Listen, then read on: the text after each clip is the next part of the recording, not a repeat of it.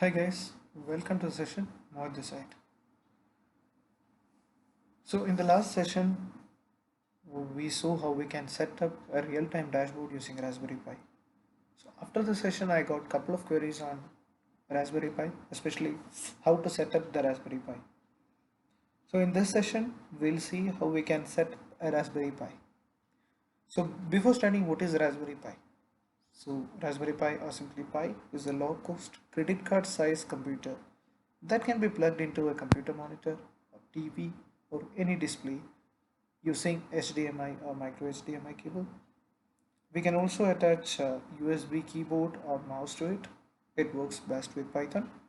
It's capable of doing everything you would do in a desktop computer or laptop, from browsing the internet to watching the videos, making spreadsheets, or even playing games. It also supports numerous sensors and modules ranging from camera, motion sensors, temperature and humidity sensors, soil moisture sensors, IR sensors, sound sensors. There is a long list. So it's basically a very good computer or a computing device which is portable. Now, before setting up a Raspberry Pi, the first thing we need is an operating system. Just like any other hardware, we need an operating system for computing. So the best or recommended operating system for Raspberry Pi is the Noops or new out-of-the-box software. So if you log into the Raspberry official page, raspberry.com/download/Noops, you can see two versions of Noops inside this, a Noops and Noops Lite. So Noops is nothing but it comes up with a preloaded Raspberry, and while Noops Lite will not have that, you need to download it and install on the go. So the recommended version would be Noops which with the preloaded Raspberry OS. So you can click on download, which will download the Noops OS. So I have already downloaded the Noops. So we have already downloaded Noops. As the next step, we need to connect SD card with the device. So I have connected my SD card. So as you can see, even though I have connected only one SD card, I have two drives selected here. This is because I already have partitioned it for a Raspberry Pi. To format such a drive, the best option would be to use an SD card formatter. So SD card formatter, which we can use to format the SD card. Now let's format the SD card using SD card formatter. And once the formatting is done, you will get the drive out there. Now we can copy Noops which we have already downloaded to our recovery drive.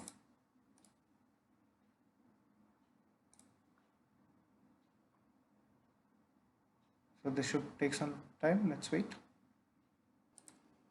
So now we have copied and extracted all the files in the zip file, and we are ready to plug this into a Raspberry Pi. Now let's have a look into the architecture of Raspberry Pi. So we have two Raspberry Pis here. The Raspberry Pi Model B, which is one of the earliest versions of Raspberry Pi, and the Raspberry Pi 4, which is one of the latest versions of Raspberry Pi. Now let's have a closer look into this. So Raspberry Pi Model B, which is one of the earliest versions of Raspberry Pi. So this comes up with two USB ports, a provision for Ethernet cable, provision for HDMI input, power input, extended GPIO headers, a camera port, and a display port. So unlike other Raspberry Pi versions, this doesn't have Wi-Fi or Bluetooth, so we have to depend upon uh, Ethernet cable. We also have a provision to store the SD card, which is a bigger SD card out here. Moving back to the latest version of Raspberry Pi V4, we have four USB ports, two USB 3 and two USB 2. We have Ethernet port. This is also equipped with Wi-Fi and Bluetooth 5.0. So the major difference is we have two micro HDMI connectors here. So earlier one we only had one connector, that is HDMI. Here we have two micro HDMI connectors and we have a type C power. We also have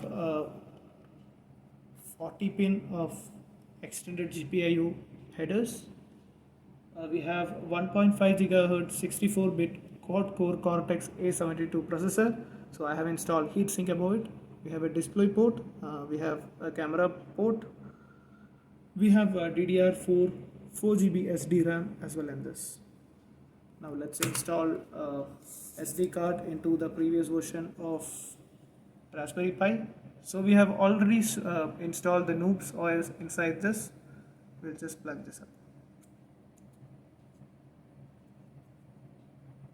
Now let's fix the connectors and see. So we have enclosed the Raspberry Pi in a case, in a protective case. We have connected USB keyboard and USB mouse as well as the HDMI cable to a TV monitor. As you can see, the SD card is detected and it's loading the partition. Let's wait for some time. So the Raspberry and installation has started. So we have selected Raspberry in full installation. So there were two options, Raspberry in full or Libra ALK installation. Raspberry in was recommended and we have started installation of the same. So let's wait for some time till the installation is completed. Yes, we have finished the installation. So we are loading the Raspberry OS in Raspberry Pi. And there we go, it's installed. You can just set it up like the location. So I'm in India, so you can select language.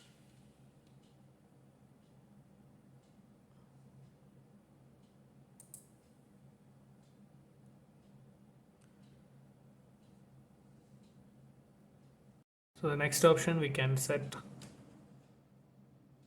a default user account for password. So this is where it will be very helpful if we connect a USB mouse and USB keyboard with our Pi so that we can interact with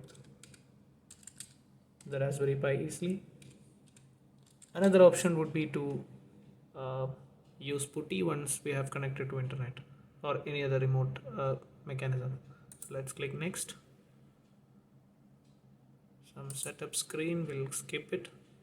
So we can either update the software, so it will automatically download from the Raspberry official site, or we can skip it for later. So for now, let's skip it.